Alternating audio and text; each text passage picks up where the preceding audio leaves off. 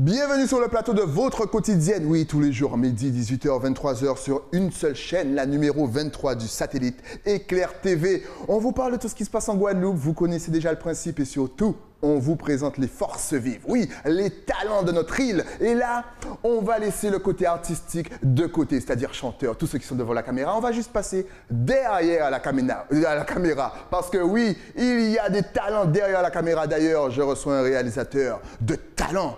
Son talent arrive, touche le ciel. Il est avec moi sur le plateau de KNF. Je reçois CJ Kanoufé. Ça va, Styly, ça va. Merci en tout cas pour la présentation. Merci à toi d'avoir accepté mon invitation. Bon, j'avouerais quand même que tu fais mes cheveux un petit peu gonflés, écoute, mais... écoute, il faut donner du talent à ceux qui ont le talent. Il faut rendre à César ce qui est à César. Franchement, tu fais un travail exceptionnel, on le voit. Tu as commencé il y a combien de temps déjà? Alors, j'ai commencé quand même il y a 10 ans. 10 ans. J'ai l'impression que tu es là depuis 20 ans. Ouais, ben, c'est normal, on était en sous-marin au début, il faut qu'on puisse s'entraîner, etc., ouais. etc. Mais en gros, ouais, ça fait 10 ans. 10 ans, j'avais commencé ici. Ouais. Ben avec Kérosène, peut-être que tu vas le recevoir plus tard. Peut-être. Un jour, peut-être que je recevrai Kérosène. Restez connectés sur Éclair TV. Voilà, j'ai commencé avec Kérosène, ouais. Avec Jutsu, avec, comment il s'appelle, Get Fresh, que tu as dû connaître aussi. Oui, tu vois, on salue toute l'équipe, Willem, Big J. Big up à Get Fresh, parce que moi, c'est eux qui m'ont amené à Miami la première fois d'ailleurs. Ouais. Avec Red Killa. Avec Red Killa qu'on salue, on va saluer toute la Guadeloupe. Voilà, franchement, c'était vraiment sympa. Mais après, qu'est-ce qui a fait le déclic? J'ai rencontré un Haïtien qui s'appelle Wendy. Ouais. On a commencé à faire s'amuser, on va dire. Très bon artiste, je vous invite à aller sur YouTube et à taper son nom. On a commencé à travailler dans ce sens-là. Il m'a fait découvrir Haïti et dès lors qu'il m'a emmené en Haïti, ben là, j'ai eu le coup de cœur. Okay. Vraiment le coup de cœur, ça veut dire que là, j'ai senti que bon, j'avais un peu plus d'importance. Ouais. Parce que bon, finalement, on ne peut pas être jamais roi chez soi. C'est vrai. On est d'accord. Les gens, ils te connaissent, ils ont grandi avec toi, ils vont peut-être pas te donner la valeur que tu dois avoir. Ouais. Tu vois. Mais en Haïti, c'était différent. J'étais avec un rappeur qui forcément avait du talent, il avait de belles vidéos et on a fait un bout de chemin. Okay. Et de ce bout de chemin-là, qu'est-ce qui s'est passé? Ben, j'ai rencontré d'autres Haïtiens, des artistes que j'aurais jamais cru rencontrer, ouais. Comme Michael Guiran, de Karimi. Mais voilà, tu as bien fait de précision, c'est jamais. Ouais, mais de Karimi, exactement. J'ai connu déjà le petit vivier, c'est-à-dire quand je dis petit vivier, la nouvelle génération, parce que j'étais dans le rap. Mais je pense que les Haïtiens vont se reconnaître dans cette émission. Non, t'inquiète, on reconnaît quand même. On reconnaît quand même parce que ce sont des artistes limite internationaux. Parce que quand Haïti joue, quand même, leurs morceaux arrivent aux États-Unis et arrivent un petit peu partout. Donc c'est très bien, tu as travaillé avec tout ça. C'est bon, continue. Et là où j'en suis le plus fier, bon, j'ai deux fiertés quand même. Je veux dire quand même que, bon, Wendy, on a travaillé ensemble. Donc j'estime qu'on a fait un bon chemin ensemble. On travaille toujours ensemble d'ailleurs. Donc il y a lui, je suis fier. Mais il y a aussi Felicia Ross. Pourquoi Felicia Ross? Parce qu'en fait, j'ai été au culot. J'ai vraiment été au culot. Je pensais que c'était une artiste qui était inaccessible. Ouais. Et j'ai été au culot. Je savais qu'elle était à Saint-Martin un jour. Et elle cherchait un réalisateur pour faire un clip. Et je me suis dit, vas-y, comme elle passe en Guadeloupe, allez, je vais la filmer dans son show. Ouais. Je vais lui envoyer sur Instagram et je vais lui dire que je suis disponible. Et de fil en aiguille, elle a été demandée à X ou Y qui est bon, qui est pas bon. Elle m'a dit, OK, on y va. Ça m'a fait faire 2 clips pour elle. C'est excellent d'ailleurs. On peut voir en double écran le clip de Felicia. C'est excellent. Donc tu as été vraiment partout. Mais est-ce que finalement ton passage en Haïti ne t'a pas ouvert plus de portes? Alors, il y a 2 créneaux. 2 créneaux. Et moi, je n'ai pas pris le même créneau que nous, les Caribéens, puisqu'on est quand même destinés à suivre les Français. Exact. D'accord? Donc, les Français, c'est passé par Paris, passé par la France, etc. etc. Mais moi, j'ai eu la chance et je n'ai pas choisi d'aller vers Haïti. Et ça a vraiment débloqué le côté Miami, Boston, Canada, en fait, toute l'Amérique où ils sont placés, en fait. Okay. Et cette notoriété-là, je l'ai ressentie que quand j'ai fonctionné avec des Haïtiens. Okay. Aujourd'hui, je ne suis même pas obligé de parler anglais. J'arrive à Miami, j'arrive dans une boutique, je vois un compatriote, on va dire, ok, Et puis je vais dire, j'arriverai pas à parler anglais, mais je vais dire yo, ça que passe. S'il me répond, c'est bon, j'ai fini ma journée. Je négocie, c'est bon en fait. Mais c'est vrai qu'à Miami, on peut parler créole. C'est vrai qu'on n'est pas obligé de parler anglais. Vous allez voir, les Haïtiens sont là et puis ils vous reconnaissent. Et puis le créole, ça part tout seul. C'est excellent. Non, on se sent à la maison. Super. Voilà, communauté, compatriote, ça belle. Justement, tu parlais de un petit peu la différence entre le côté français et voilà, le côté, on va dire, un petit peu plus américain. En tant que Caribéen français, c'est-à-dire Martinique et Guadeloupe, qu'est-ce qui nous ressemble le plus? Est-ce qu'on n'a pas une façon de fonctionner qui est plus tournée du côté des États-Unis? Oui. Ouais? Oui. Alors, il y a deux choses. Tu as le côté où on veut montrer qu'on est local, donc on veut montrer quand même nos coutumes, nos couleurs, etc., etc. En plus de ça, on a un beau décor. Ouais. On dira presque qu'on n'a rien à envier à Miami, puisque finalement on a les mêmes choses, sauf les buildings. Exactement. On est un peu plus local. Ouais. Mais on a un terrain où on peut quand même très bien exploiter.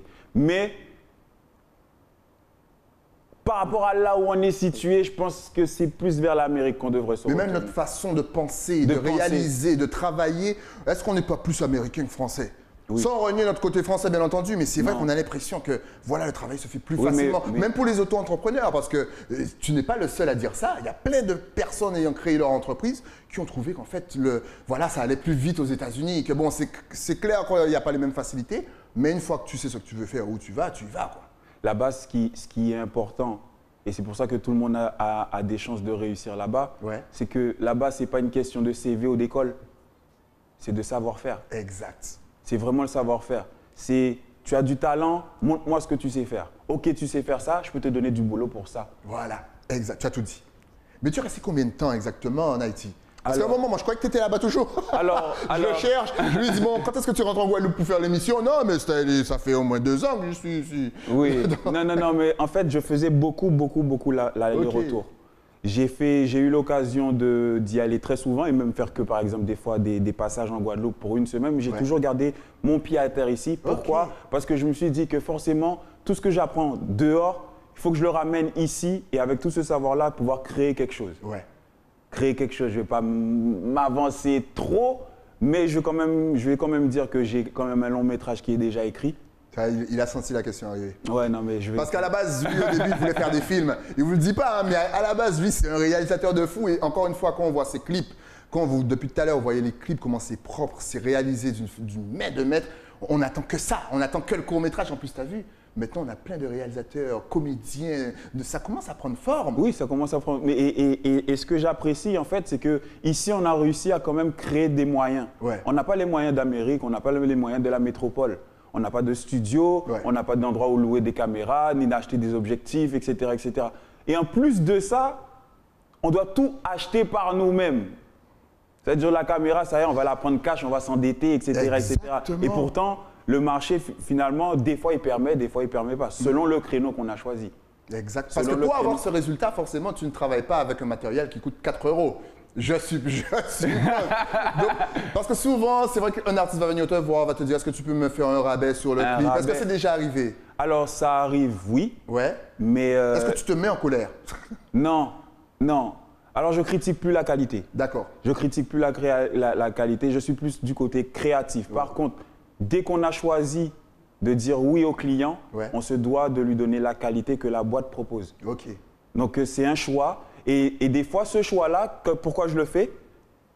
Je le fais pour investir sur moi, quelque part. Ça veut dire que si, par exemple, demain, je trouve l'intérêt de faire un clip pour 200 €, malgré j'ai toute une équipe, etc., pour 200 €, je le ferai parce que je sais qu'on va parler de moi, parce que ça va passer sur trace, parce que je vais être bien vu. Et forcément, ça va m'emmener des clients qui sont… 50-50. Voilà. 50-50. 50-50. Mais il faut pouvoir l'assumer. Exact. Il ne faut pas pouvoir accepter de dire je fais le clip pour 200 € et que pendant qu'on fait le truc à 200 €, on se dit bon, il a que 200 €, ben, je vais faire un travail en vrac. Non. Tu respectes le client. Tu respectes le client. Et on voit que tu travailles vraiment dans tous les styles musicaux, c'est-à-dire qu'on a déjà pu voir Wervana, on a pu voir bien entendu La Rose, on a pu voir Shiny Queen qu'on salue, donc tu travailles même avec… En fait, tu travailles avec toutes les îles aussi. Alors, tu es devenu vraiment international. J'ai de la chance. J'ai de la chance. Pourquoi? Parce que les Haïtiens sont partout déjà de 1. Ça m'a permis de parler créole haïtien couramment. Ok. Hein? C'est un des créoles qu'il faut que je commence à contrôler. Pour qui ça, on va parler créole? On va parler créole, mais le créole haïtien, j'allais dire guyanais. Non, le créole haïtien, il est particulier. Il y a des tournures de phrases que je ne maîtrise pas encore. Mais j'arrive, ne vous inquiétez pas. Il faut, hein. Je contrôle le martiniquais, le guadeloupéen, le guyanais, ça va, je m'y mets. Il me manque le créole d'Haïti et le créole de la Réunion. Une fois que j'ai ces deux-là, les gars, je suis international. Je suis comme CJ. Mais tu as commencé en autodidacte, si je ne me trompe pas. Oui, autodidacte. Ouais. Comme quoi, n'ayez pas peur. Si vous avez envie de faire un truc, faites-le. Et j'ai même commencé les trucs à l'envers. Le logiciel de montage, c'est Adobe Premiere. Ouais. Pour moi, je suis rentré sur After Effects et j'essaie de faire du montage. Donc, j'ai commencé par les effets. D'où le côté créatif. Okay. Le côté créatif, le côté boule de gomme avec la rose que j'envoie un beau petit big up.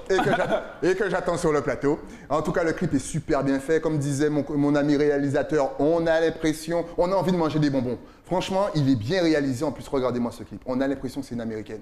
Et non, c'est une Caribéenne. Ouais. Elle est là. Justement, quels sont tes projets pour 2021? Alors, pour 2021, ce que je voudrais, c'est vraiment fédérer. Fédérer le côté équipe. Ouais. Essayer de créer des opportunités, c'est-à-dire que bon, ici on sait qu'on n'a pas de studio, peut-être ouvrir un studio, peut-être enseigner aussi, donner des masterclass, des trucs comme ça. Pour le moment 2021, je ne vais pas trop me prononcer, mais c'est plus de ce côté-là que je vais aller, essayer d'apporter mes connaissances que j'ai eues au niveau de l'international, ici en Guadeloupe, parce que nous sommes des professionnels qui pouvons apprendre aux jeunes qu'est-ce que c'est que la vidéo. Et maintenant, on va prendre ton point de vue de réalisateur, parce que tu as vraiment travaillé, tu as pu voir le côté des États-Unis, le côté français, le côté de la Caraïbe. Quelle est finalement la place de nos artistes et de notre musique, Guadeloupe-Martinique, bien sûr, au niveau international? Alors, elle y est, la place elle y est, puisqu'on a quand même la preuve que Kalash, avec le créole, a pu se démarquer et conserver notre langue. Donc, en fait, il se bat quand même pour notre langue. Exact. Donc, et lui, il maîtrise tous les créoles. Il maîtrise bien. Ça va très, très, très bien, je trouve. Mais voilà, je trouve qu'il n'y a pas vraiment de barrière. Je pense que les limites, c'est nous qui nous les mettons dans la tête. Okay. C'est comme, par exemple, quand je reviens sur encore ma catégorie de réalisateur, on aura beau se plaindre de se dire qu'on n'a pas de studio ou d'enseigne pour apprendre, etc., etc. Mais si personne ne le fait, on n'ira nulle part. Donc, qui va le faire? Exact. C'est ça la question. C'est vrai, c'est vrai. Donc, au bout d'un moment, il faut y aller, quoi. Il faut y aller. Ça ne nous coûte rien de prendre… Bon, pour le Big Bike, je vais te donner un autre exemple. Ça ressemble à un gros studio, mais c'est un endroit désaffecté. On a passé des rouleaux de peinture. On a nettoyé. C'est ça, parce que souvent, on a l'impression que le lieu est grand, que le lieu est magnifique, que vous n'avez pas fait ce travail, alors que finalement, c'est une histoire de prise de vue, d'angle de vue. En fait, c'est votre vision que vous transformez. Ça. Et c'est un peu comme de la magie. Vous êtes des magiciens, les gars.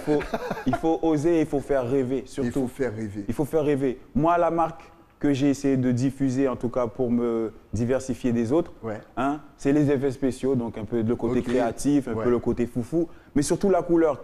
Un touriste qui vient ici, dans la Caraïbe, il va regarder une carte postale, c'est coloré, c'est beau, il y a la mer, il y a les palmiers, il y a de la couleur. Donc il faut vendre de la couleur. C'est mais encore une fois, allez sur YouTube, vous tapez son nom, CJ Design, et vous regardez tous les clips qu'il a réalisés. Vous verrez, c'est beau. Effectivement, il y a énormément de couleurs. Il y a du bleu, il y a du vert, il y a du rouge, c'est magnifique. Est-ce que tu travailles sur les clips du début à la fin, c'est-à-dire de la conception au scénario, au post-prod? Est-ce que tu te charges de tout? Alors, même de l'écriture, dis-nous tout. Alors, j'écris juste pas le texte de l'artiste. Okay. Ça, c'est votre problème, les gars. On va tout faire pour vous. Mais partons d'une idée. On me propose un clip. Généralement, je peux tout gérer. J'ai une équipe. J'ai une équipe. J'ai une scénariste, j'ai un directeur artistique, j'ai un chef opérateur.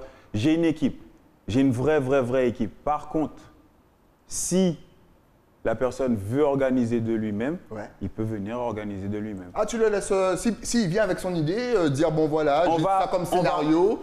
On va développer, on va essayer de donner quand même un côté artistique, parce que nous, on va se battre pour le côté artistique et de mettre notre patte, notre empreinte sur le scénario. Mais généralement, on essaie de faire 50-50. 50-50, voilà, excellent. C'est vraiment excellent. Alors, avant de partir sur tes réseaux sociaux, forcément, je t'ai demandé des projets, donc le long métrage. Donc là, pour l'instant, tu es basé en Guadeloupe, tu ne bouges pas. Je ne bouge pas du tout. N'importe quel artiste peut donc venir te contacter.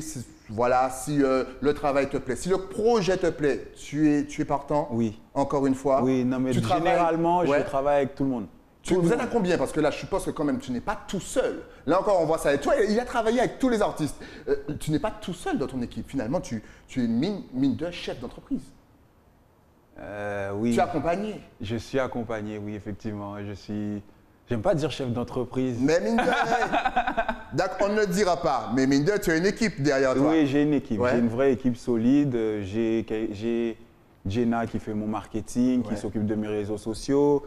J'ai des associés comme Patrick Ipat, avec qui je travaille beaucoup en ce moment, qui a quand même une folie artistique et qui est intéressante parce que finalement, il arrive à mettre les moyens, aller chercher des sponsors, etc. Chose que je n'ai pas le temps de faire quand je suis en montage. Des fois, je délègue parce que quand on reçoit beaucoup de clients, ben, on ne peut pas tout faire tout seul. Donc finalement, je me trouve obligé de former des jeunes pour faire du montage pour moi. Je fais appel à des prestataires ou même sur le terrain.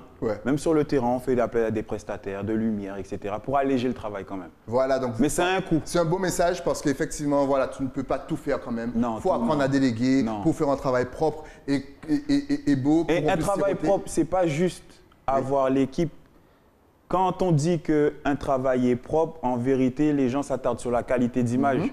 Mais ça va plus loin que ça. Ça va aussi dans la livraison et le respect des dates. Alors, si moi, par exemple, j'accepte 10 clips aujourd'hui et que demain, dans 2 semaines, je dois les livrer, déjà ma réputation va être entachée parce que je ne serai pas dans les temps et je serai submergé. Donc, je suis obligé de déléguer. Des fois, c'est un peu embêtant parce que les gens, ils veulent du CJ au montage aussi. Ben, tu m'étonnes. Regarde.